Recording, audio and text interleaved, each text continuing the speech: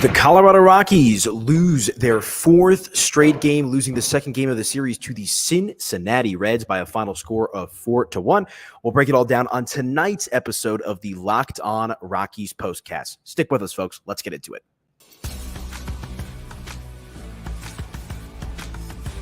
You are Locked On Rockies postcast, powered by Mile High Sports, part of Locked On Sports Denver on the Locked On Podcast Network. Your team every day.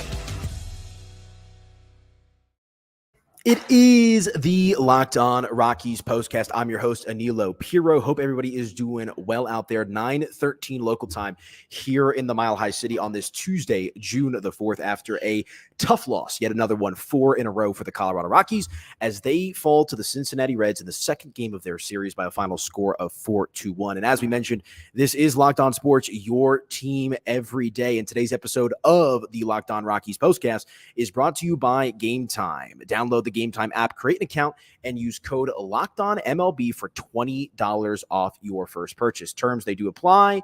Be sure to check out our friends over at Game Time. More about them a little bit later on in the program. First things first, before we dive into the game, I apologize if I'm looking a little red. I was getting destroyed by the sun today at Broncos OTAs. I almost said Broncos training camp. I went into the bathroom, looked at myself in the mirror, and I was like, bro, starting to look like a lobster out here. So I apologize. The sun got the look at my arms. Here's the other thing about Colorado. The sun does not tan you. It just burns you. And I've come to realize that once again as we begin to warm up out here in the Mile High City. But let's dive into this game, folks. And as always, be sure to hit that subscribe button, drop your comments. We'll get through this along the way as, just another tough performance for the Colorado Rockies tonight. And really a lot of the same themes as we talked about in last night's postcast, where this Rockies offense, just not really able to get any momentum going. Ty Block, who we'll talk about in a majority here of the second segment, did his part. I know he didn't have the best start in the world, but, kept the Rockies in the game, only giving up 4 runs. If you give up 4 runs in a game, you like to think that you have a decent opportunity to, find a path to victory here. And that was not the case here tonight for the Colorado Rockies. And we got to start here. No hit through 6 innings, not 1, not 2, not 3, not 4, not 5, but 6 no hit innings for the Cincinnati Reds against this Colorado Rockies offense. I mean, it was a tough showing for them. And I was looking at my clock. I was like, wow, going to go live with the Rockies postcast before 9:30. And that's because if you don't have many runners on base, that's going to make the game go a lot quicker. So all in all, a disappointing outcome for the Colorado Rockies tonight. And unlike yesterday where you saw Ryan McMahon wasn't in the lineup, Chris Bryant, who I watched yesterday's episode back and realized that I did a tease with some thoughts about Chris Bryant that I never got to. So I'll make sure to hit on that on tonight's episode of the Locked On Rockies postcast. But, you had your guys back in the lineup tonight. The lineup for the Rockies, Blackmon hitting leadoff, Tovar hitting second, McMahon third, Diaz fourth, Rogers fifth, Montero sixth, Doyle seventh, and then Jake Cave and Ryan Goodman to round out the lineup there for the Colorado Rockies. And as I said, the first base hit, not the first run. The Rockies only scored 1 run in this game, and it came late. And it did look like the Rockies might pull off a little bit of Coors Field magic at the end of this game with a couple of scoring opportunities. And that's what I'm saying. When you only give up 4 runs, or when the deficit is 4 runs, base hit here, double there, home run here, and you can find yourself right back in this ball game. And the Rockies there on the bottom of the 9th inning actually looked like they had a little bit of life and unfortunately unable to come through. As we said, they dropped their 4th straight game, which is absolutely disappointing. But, let's talk about that offense, man. I mean, it was just absolutely dismal. As we said, no hit through 6 innings for the Rockies. And it was not a good performance, whichever way you slice it. Look, I know that there were some hard hit balls. It was also weird because I felt like the ball off the bat, it was like there was a number of fly balls that were hit to right field that off the bat actually looked pretty good. They looked like they were hit solid, or even like those bloops that maybe, can fall in between the second baseman and the right fielder. I don't know if it was the wind or what, but those balls were hanging out there in this game, so that's something to consider here as well. But whichever way you slice it, just a rough performance for this Rockies offense. I mean, just about, let's see, 1, 2, 3, 4, 5, 6. Yeah, every hitter 1 through 6 struck out at least one time. Charlie Blackmon with 2 strikeouts tonight. Ezequiel Tovar had a strikeout. He's still hitting 290 on the season. Ryan McMahon, tough night at the office after a night. Maybe they shouldn't just, maybe they just don't need to give Ryan McMahon any days off, right? Because they give him a day off and he comes back and he strikes out 3 times. Golden sombrero. He did have a walk, though, did Ryan McMahon. But, just a disappointing performance. Elias Diaz had a strikeout. Brendan Rodgers struck out. Elias Montero with 2 strikeouts as well. And we'll talk about him a little bit later on the program because, you're going to have some expectations with Elias Montero, with him being one of the focal points of that trade that sent Nolan Arenado to the St. Louis Cardinals. And he's hitting .213 on the year with an OPS of 5. Let me read this right. 585. An OPS of 585. That is not good. And I think that just kind of speaks to the collective struggles of the Rockies offense here throughout this game tonight. So, we'll see if they can bounce back tomorrow. Obviously, the opportunity for a series victory is out the door with this game tonight. The Rockies now losing the first 2 games of the series, but at the end of the day, we'll see if they can get back on track and try to build some momentum as they moving forward into their next series. I got some fans of the show, behind the scenes here having some fun with me as I do it. This is the first show I'm doing live from Coors Field. So this is going to be my plan here moving forward is I want to try to do as many of these Locked On Rockies postcasts for the home games live from Coors Field. Want to try to get some player interaction, some interviews, some tape from Buddy. Like I said, man, we're going to try to take this show above and beyond. Just because this Colorado Rockies team is, not exactly the creme de la creme in Major League Baseball, doesn't mean that there's not some cool stories to tell. And I could tell you, there's some cool guys in this clubhouse that I think the fans should learn a little bit about more. But as it pertains to the game here tonight, just a rough outing. And like I said, we'll talk about Ty Block and his start coming up here in the second segment. But last night, the Rockies, I believe, had 9 base hits to Cincinnati's 18. Well, everything went down in both of those departments, but the Cincinnati Reds ended up with 12 hits with 4 runs. The Rockies only 3 hits with, I believe, a majority of those coming in the 9th inning because, like I said, Elias Diaz ended up breaking through for the Rockies in that 7th inning for their first hit of the ball game. And I'm one of those guys, like, especially when it's a team that I cover, like if the Rockies were the one no-hitting the Cincinnati Reds, I'm not saying nothing. If it's a perfect game, I'm not saying nothing. Like, that's how it goes, right? But, like, I was in the press box. I was firing off some tweets at Media by AP. Like, if it's a team that I'm not covering on a day-to-day, but who cares, right? I don't believe in the jinxes when it pertains to that. Call me a skeptic. Call me whatever you want to call me. But that's just kind of how I do it. So I was honestly kind of feeling for a minute there because I looked up and it was the 4th inning. I was like, wow, no hits. No hits already in the 4th inning. But this Rockies team at home, that's pretty uncommon for them. And then we got to the 5th inning, and then we got to the 6th inning. And I'm like turning my guys to my left and to my right. I'm like, oh my gosh, is this going to happen? And then lo and behold, thankfully, Elias Diaz gets the base hit for the Rockies in the 7th inning. And it's a shame that I have to talk about a base hit in the 7th inning is like the high point for this Rockies team tonight because there wasn't a lot of high points, outside of that. It was a rather quick game even. It's 9:21. Game started at 6:40. And look, I know we're in the pitch clock era and all that kind of stuff, but when it's all said and done, it was a rather quick game, all things considered, and a lot of that being because the Rockies were unable to put the bat on the ball. So we'll see what happens here as we move forward. But if you guys have any thoughts or comments, again, be sure to follow me at Media by AP. Also, make sure to hit that subscribe button on the YouTube channel. We're going to be going live after just about each and every Colorado Rockies game the rest of the way on this Locked On Denver channel. And, of course, this is your Locked On Rockies postcast. But the 9th inning started. This is where the Rockies had, some semblance of a rally. Excuse me as my screen wants to – I was going to say a bad word. I can't say a bad word on this. My screen was not working. But Ezequiel Tovar flew out to center field to get us started. Ryan McMahon struck out as well, as we said, his 3rd strikeout of the day. And that's when things, started happening here for this Rockies team. Elias Diaz, the only member of the Rockies with 2 hits tonight. Brendan Rodgers accounting for the other hit, the final hit for the Rockies with 2 outs, drives a single to center field. So he gets on base. And then from there, Brendan Rodgers drives him home with a double on a fly ball to center field. It looks like they was going to get out of the ballpark for a minute there, before the final out of the game was recorded. Deep fly ball to left field. Unfortunately, just not enough carry. And the Rockies, like I said, end up losing this game 4-1. But a disappointing loss. We'll see what we have in store against the Cincinnati Reds tomorrow. It's already a series loss, whichever way you slice it for this team. And it's disappointing, because you felt good coming out of that game on Friday against the Dodgers. At least I did, right? You get the win 4-1, and then it's okay. You lose 4-1 on Saturday, but it's against the Los Angeles Dodgers, who are one of the best teams in Major League Baseball, and then unable to carry momentum over on Sunday with Austin Gomber back on the mound. And then obviously last night was an absolutely disgusting performance. They gave up 18 base hits. Let me say that again, 18 base hits last night. So that was bad. And then they gave up a dozen again tonight. So just not a recipe for success. And I'll be interested to see what Buddy Black has to say after the fact here as well. So my big takeaway, our first segment here to get us started, Rockies offense not good. And not even not good enough, non-existent for the most part. Like I said, no hit through 6 innings. So we'll see what happens as we move forward here. But why don't we hit our first break? When we come back, we'll continue along with the conversation. We'll take a look at Ty Block's start on the mound, what he did well, what he didn't do well, and Frankie Montas looking like a Cy Young candidate against this Colorado Rockies offense. So let's hit a break. We'll come back, do just that right here on the Locked On Rockies postcast. I'm your host, Aniello Piro, back in a few. All right.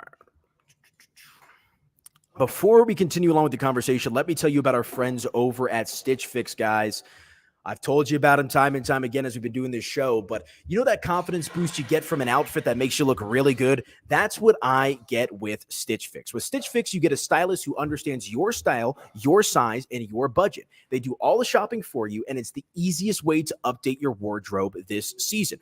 Again, you can easily upgrade your wardrobe this season with a professional stylist that helps you find new on-trend favorites that will work just for you. This is how it works, guys. I just give my stylist my size, style, and budget preferences. I order boxes when I want and how I want. No subscriptions required.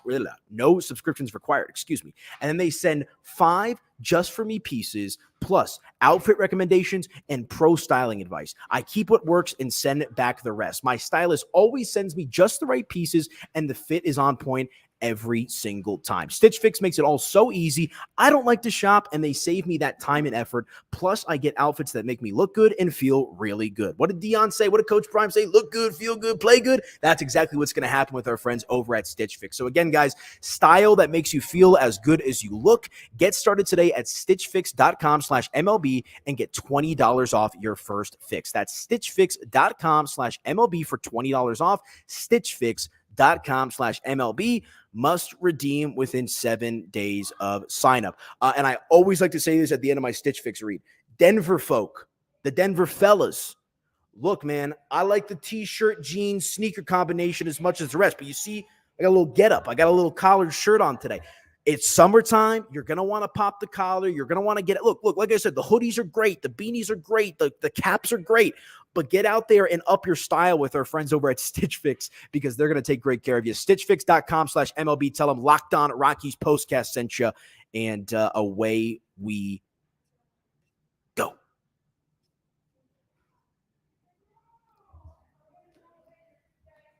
All right, welcome on back in. Ooh, I got to pull this off the screen. Welcome on back into the Locked On Rockies postcast. Where did my background go? Why did you disappear? There it is.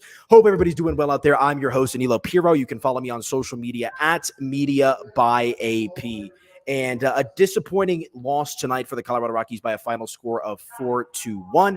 And we talked about the offense in the beginning of the show. Now let's talk about the pitching staff because like I said, Ty Block, not his best stuff tonight. He goes 5 innings pitched, gives up 10 hits, which you don't like to see. 10 hits, a lot of hits. But 4 earned runs, strikes out 3, no walks. That's my silver lining victory at this Rockies team. No walks. That's a good thing for them moving forward, right? But, just kind of like a C-plus effort. There's really not much to say when it comes to Ty Block's outing tonight. I would say, he was fine. 10 hits, you live with it, especially when you only give up the 4 earned runs.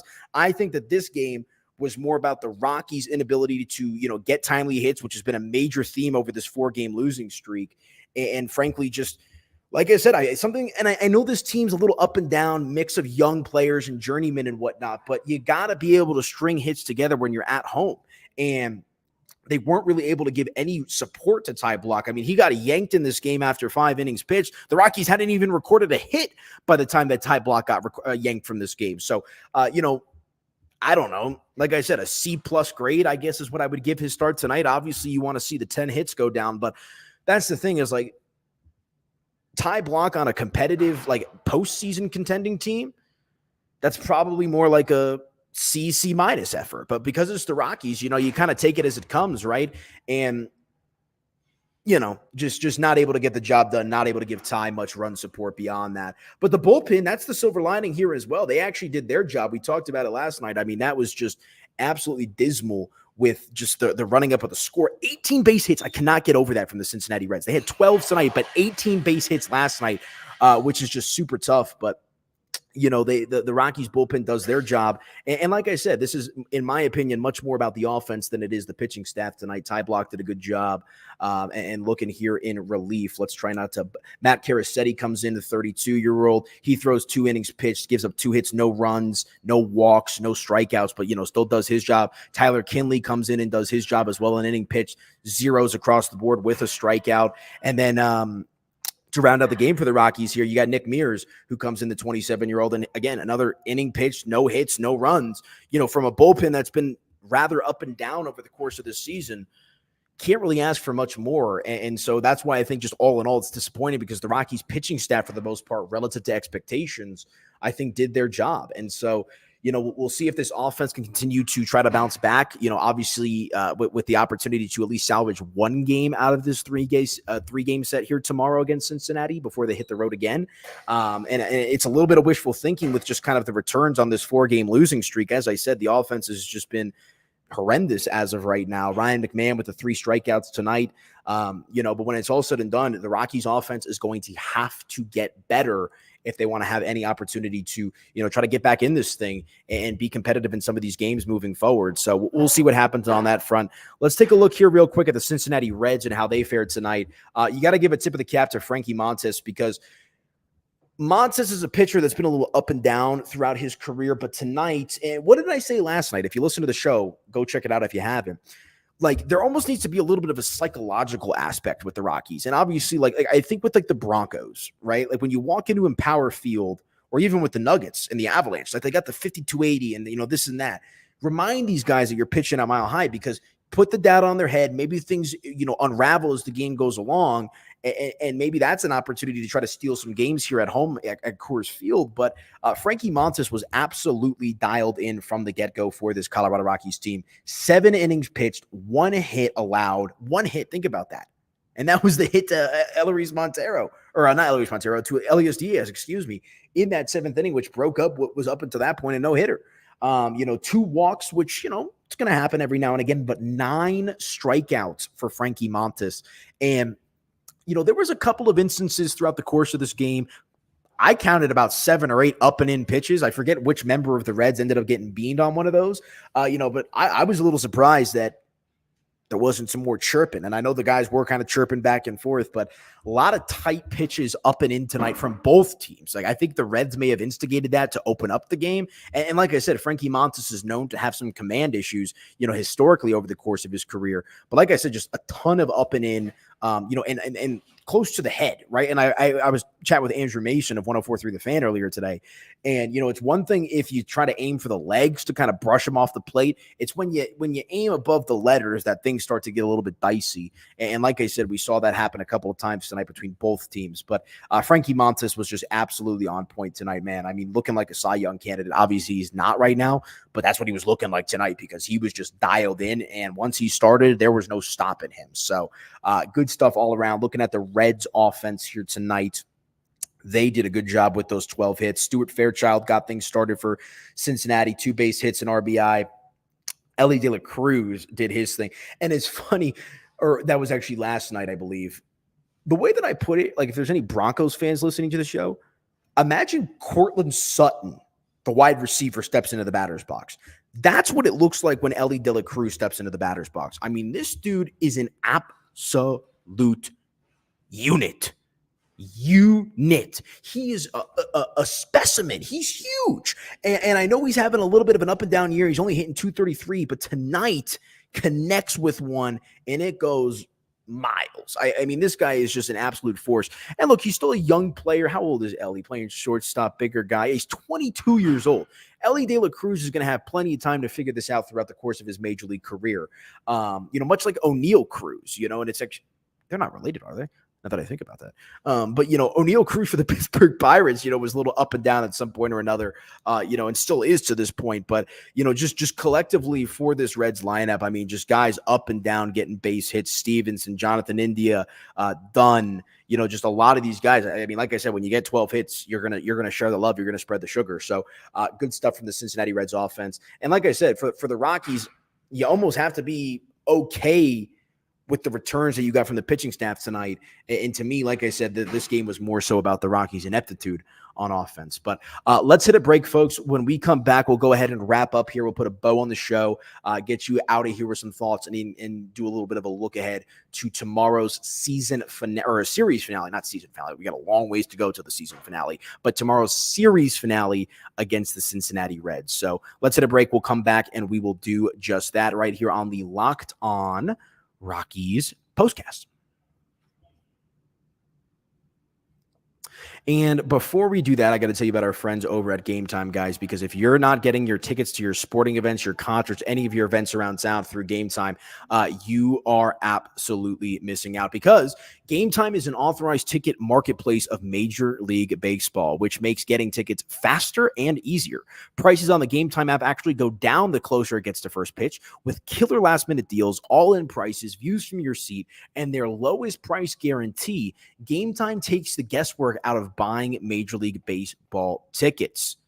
They've got a number of different perks and benefits for users as well, guys. You can be sure to check out their last-minute ticket deals, their flash deals, and their zone deals. It's easy to find and buy Major League Baseball tickets, and for every single kind of event in our area here in the Mile High City. You can get views from all of your seats on the app, so you know exactly where you're going to be sitting when you buy your ticket. And the best part, guys, the lowest price guarantee. Event cancellation protection, job loss protection, et cetera, all that good stuff. And again, some of the best features, those last-minute deals, save up to 60% off buying last-minute tickets for sports, concerts, comedy, and theater. They've got their flash deals where you can save even more with exclusive in-app deals on select seats ahead of the game or the events. They've got zone deals. Save even more when you choose a section and let Game Time choose the seats for you. Again, they're all in pricing, the views of the seats. There's a lot of different reasons why you're going to want to get involved with Game Time, guys. Download the Game Time app, create an account, and use code LOCKEDONMLB for $20 off your first purchase.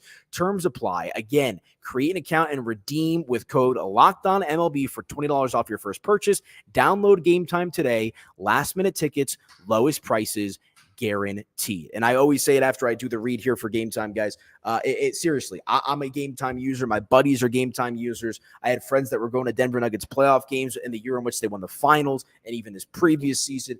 Avalanche, Broncos, Buffs. You're going to want to use the Game Time app to get involved with all of the good offers. And again, use that promo code LOCKEDONMLB to get involved with our friends over at Game Time. All right, wrapping up here on the Locked On Rockies postcast. I'm your host, Aniello Piro. Hope everybody is doing well out there after this Colorado Rocky. Well, I guess not everyone's doing well. That's just kind of like one of my benchmark things that I say. A 4-1 loss for the Colorado Rockies on this Tuesday, June the 4th, to those Cincinnati Reds. Ty Block, he's now at 2-3 with a 4.54 earned run average, and Frankie Montas is 3-4 with a 4.00 earned run average. So we'll see what happens moving forward with Ty Block, who's been one of the better starters for this Colorado Rockies team. Let's take a quick look ahead to the final game of this series tomorrow between the Colorado Rockies and the Cincinnati Reds. It'll be Dakota Hudson on the mound for the Colorado Rockies. He is 2-7 this year with a 5.02 earned run average. He's got 31 strikeouts. And last time out for Mr. Dakota Hudson, if I can find my stats here real quick. Let's see. Where'd you go, Mr. Hudson?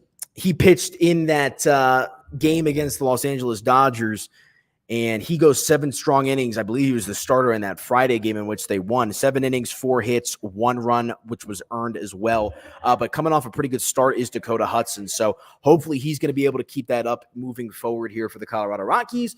And then on the other side here for the Cincinnati Reds, You've got Graham Ashcraft on the mound. He is 26 years old, 4-3 with a 4.76 earned run average and 47 strikeouts on the year. So we'll see what happens in this matchup. Like I said, Dakota Hudson with a strong showing last time out. And for Ashcraft, the Reds starter, his last start also came on May 31st against the Chicago Cubs. He got shelled in that one. 4 2/3 innings pitched, gives up 5 hits, 3 earned runs, 1 home run, and 2 hits batsmen. So, right? Yeah, 2 hits batsmen, 2 walks. So not the best performance from him. So like I said, you want to deploy the psychological aspect of this Colorado Rockies team. Tomorrow, I think, is going to be an opportunity to do so against a guy in Ashcraft who's had mixed reviews throughout the course of this season, but is also coming off a sputtering start. There's no place worse to try to get right than Coors Field when you're a starting pitcher. I mean, if you've had a couple of bad starts in a row and your next start is at Coors Field taking on the Rockies, and look, I know this is not the 2018, 2017 Colorado Rockies offense, but it is not an easy place to pitch, whether you're going up against major leaguers or whatever, all different levels and strengths and skill sets and whatnot. So hopefully the Rockies can try to get back on track here, with a win in that series finale. It's a 1:10 first pitch tomorrow. So like I said, we'll be sure to keep an eye on that one between the Colorado Rockies and the Cincinnati Reds. I'll be live once again from Coors Field, so be sure to tap in with us from there. And then the Rockies, speaking of Nolan Arenado and the 2017-18 Rockies, they'll take on the St. Louis Cardinals in a series that is scheduled to begin on Thursday. So we'll do a little bit of a series preview in that one as well as we get you guys on your way after tomorrow's episode. But kind of in reflection, in closing here, guys, a disappointing loss for the Colorado Rockies in a winnable game. We were talking about it, that Cleveland Guardians series where they gave up 13 runs. The starting pitching and the relief pitching, for the most part, tonight did their job. In a perfect world, you'd love to give up no runs, right? But Ty Block does his thing. The bullpen does their thing. I mean, Cincinnati scores 4 runs, and again, to me, it's on the offense tonight. So we'll see how this team can bounce back moving forward. I don't expect another, golden sombrero from Ryan McMahon. Ezekiel Tovar didn't have a hit tonight. He's been arguably the Rockies' best player this season alongside Ryan McMahon. Diaz does his job. Let's see him stay hot. Look, Brendan Rodgers stays hot as well with a base hit from him. Rodgers has struggled early on in seasons and has really settled down as the years have gone along. So, you'd like to see the consistency continue to move forward, hopefully, with this Rockies team and just string together those timely hits. I mean, let's take a look here at the box score as well. Again, 1 for 6 with runners in scoring position. That's not, 5 runners left on base. It's a frustrating way to play these games, when you're not able to get those timely hits and find those gaps, which frankly Coors Field is known for. So again, a 4-1 loss tonight for the Colorado Rockies. That drops their record to 21-39 on the season. So that's the thing. Cincinnati's 28-33. And I'll say it again. I haven't said it on this show, but the Rockies have actually played pretty good baseball against teams with winning records. Sweep the Rangers, good series against the Phillies, good series against the Guardians, get that win on a Friday night against the Dodgers. And look, I know they lost that series, but to just come home after that series against the Dodgers and lose 2 games in pretty convincing fashion to a 28-win Cincinnati Reds team is rather deflating. So, we'll see what happens as they move forward into this final game of the series and then looking forward against a sputtering, middling St. Louis Cardinals team. I'm not going to forget Kris Bryant. He did not play again today. TBD, I'd imagine he probably doesn't play tomorrow if he didn't play the 2 night games. I mean, why stick him in there on a Wednesday day game? Maybe less attention. I don't know. The Rockies have a Kris Bryant problem. Look, we all know this. The juice has not been worth the squeeze. They signed him to be, a face of the franchise, a consistent figure in this ball team, help mold this next generation of Rockies players. And not only is he not playing on a consistent basis, but when he does play, the returns have been pretty bad, especially for a guy who's won an MVP, was a hero with the Chicago Cubs and even put up great numbers with the San Francisco Giants when he got traded there. It has all just fallen apart here for Kris Bryant in his time as a member of the Colorado Rockies. So I'll leave it at that. I've got more thoughts, but we're up against it here on the Locked On Rockies postcast. So they're 21-39, an opportunity to at least salvage a win in this series and build some momentum when they go back on the road to take on the St. Louis Cardinals, which should be a fun series playing against old pal Nolan Arenado. So that's going to do it for me, folks. Be sure to smash that subscribe button button. We just started this Locked On Denver YouTube channel, so be sure to stay involved and check out my guy Paul Holden on the standard Locked On Rockies podcast. I think him and I are actually going to try to team up tomorrow for the postcast, so we'll do some crossover stuff, have some fun with it, and away we go. But a disappointing loss. Rockies go down 4-1. I'm Aniello Piro. You can be sure to follow me on social media at Media by AP. And as I said, this is your Locked On Rockies postcast. We'll be here after just about each and every Colorado Rockies game the rest of the way, so be sure to stay tuned in with us. But that's going to do it for me. Signing off from Coors Field. Rockies lose 4-1.